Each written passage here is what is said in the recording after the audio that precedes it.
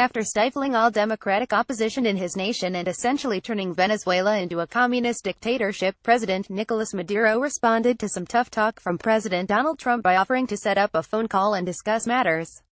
"While I'm sure there's somebody down there who will be able to talk to our ambassador at some point, the top-level chat requested won't be happening." Trump has shut the door on the idea until Maduro returns some sanity to his quickly deteriorating nation.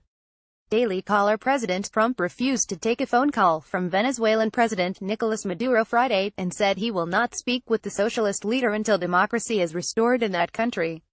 Since the start of this administration, President Trump has asked that Maduro respect Venezuela's constitution, hold free and fair elections, release political prisoners, cease all human rights violations, and stop oppressing Venezuela's great people, the White House said in a statement on the requested phone call.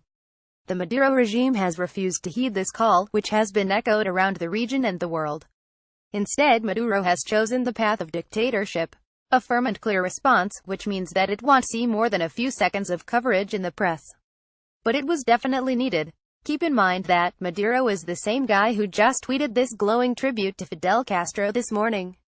Los pueblos del mundo celebramos el ejemplo de Fidel Castro, líder de la revolución cubana, de la dignidad y de la lucha anti-imperialista. Twitter.com @Tex 9 Edquepes. Nicolas Maduro at Nicolas Maduro August 13, 2017. In case you don't have Google Translate turned on, that reads, "The peoples of the world celebrate the example of Fidel Castro, leader of the Cuban Revolution, the dignity in the struggle against imperialism." The video is something of a Fidel love story.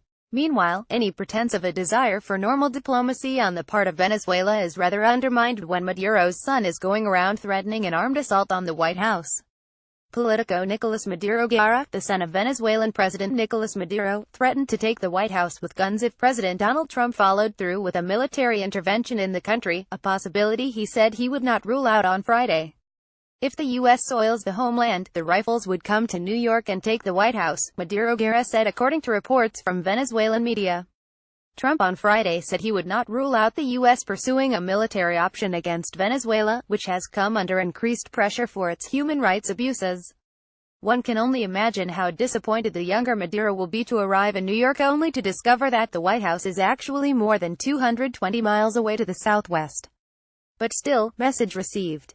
As we previously discussed, there's pretty much zero chance that Trump is actually considering any sort of unilateral military action against Venezuela, and for good reason, and Maduro's son is just responding to Trump's all options on the table comments.